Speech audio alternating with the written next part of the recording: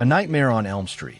Have you ever tried to fight the biological urge to close your eyes, knowing that sleep is exactly where the predator waits? Wes Craven's masterpiece redefined horror by making the one place we are most vulnerable, our dreams, the primary battlefield. While other slashers chased you through the woods, Freddy Krueger invaded your subconscious, turning our internal sanctuary into a literal death trap. It forces us to confront the unsettling reality that we can never truly run from our own minds. The bed is a trap. Practice a consistent, wind-down routine to associate your bedroom with safety rather than stress. Dreams can bleed. 28 days later, picture walking into the center of London, one of the busiest hubs on Earth, and finding nothing but absolute, crushing silence. This film reinvented the zombie genre by replacing slow, lumbering corpses with infected humans driven by pure, blinding rage. It reflects our deep-seated fear of how quickly the thin veneer of civilization can peel away during a crisis. When the world stops, the survivors often become more dangerous than the monsters. The silence is the loudest alarm. Build a basic 72-hour emergency kit for your home to ensure you aren't caught off guard. Order is an illusion. Addition. Have you ever met someone who seemed too perfect, only to realize you were walking into a carefully laid trap? For the first hour, this film masquerades as a gentle romantic drama before pivoting into one of the most agonizingly visceral finales in cinematic history. It exploits the vulnerability of the human body and the psychological horror of being completely at someone else's mercy. It's a brutal reminder that we never truly know the secrets people keep behind a polite smile. Pain is a private language. Always verify the background of new acquaintances before sharing your life.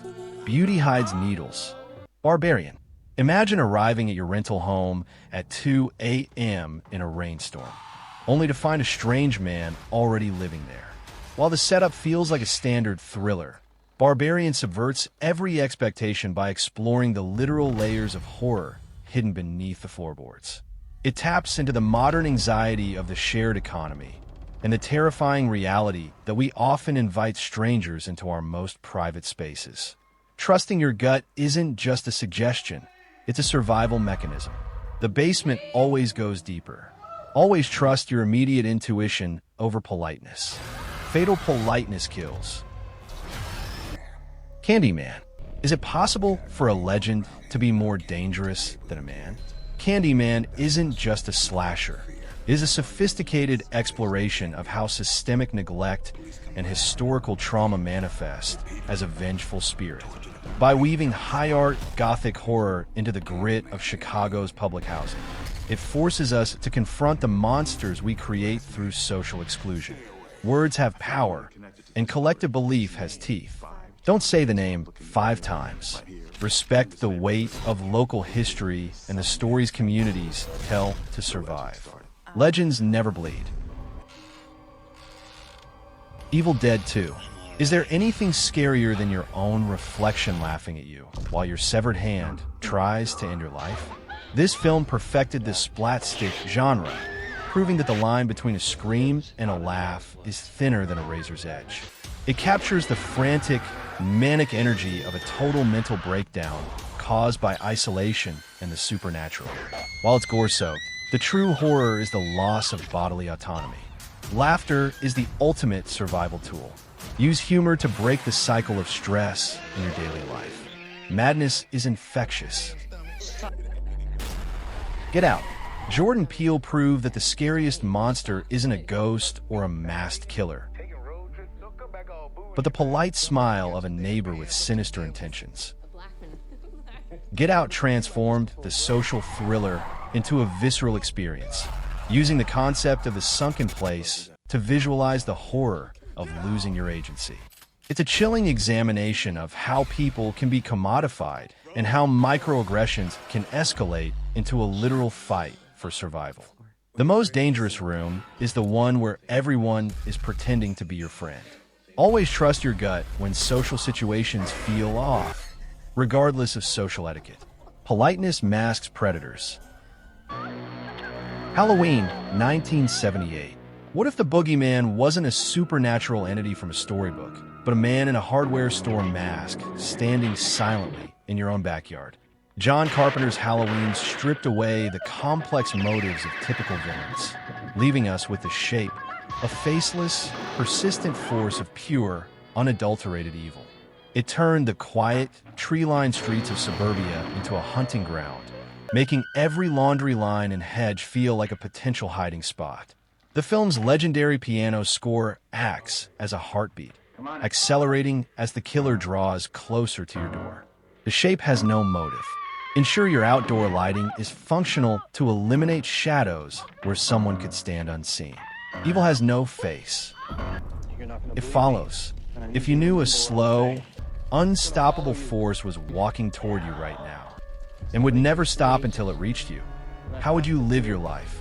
It follows captures the pure, existential dread of being hunted by something that doesn't need to run because it has all the time in the world. It's a brilliant metaphor for the inevitability of death and the lingering consequences of our past actions. The horror isn't in the jump scare. It's in the constant, nagging need to look over your shoulder at every stranger in the distance. The horizon is moving. Focus on being present in the moment to overcome future-oriented anxieties. Time always wins. Lake Mungo. Have you ever considered that the most terrifying thing you could ever see on a camera is a grainy image of your own future ghost? This Australian mockumentary is a quiet, devastating exploration of grief that hides one of the most effective and soul-crushing jump scares in history. It moves away from loud monsters to focus on the dread of the inevitable, the realization that our lives are being watched by a version of ourselves that has already reached the end. It's a haunting reminder that secrets always surface, and some things are better left buried in the dark. The past is watching. Live your life authentically now so you don't have to fear the person you'll become in the future. Alice is waiting. Night of the Living Dead. Imagine surviving a night of absolute carnage, only to be killed by the very people coming to save you. George Romero's 1968 classic didn't just invent the modern zombie. It used the undead as a mirror to reflect the racial tensions and nihilism of the 1960s. The true horror isn't the ghouls outside the farmhouse, but the inability of the humans inside to work together for a common goal. It's a chilling reminder that in a crisis, our own prejudices can be more lethal than any monster. The ghouls are just us. Build strong community ties now so that you have a foundation of trust when times get tough. Humans bita arde.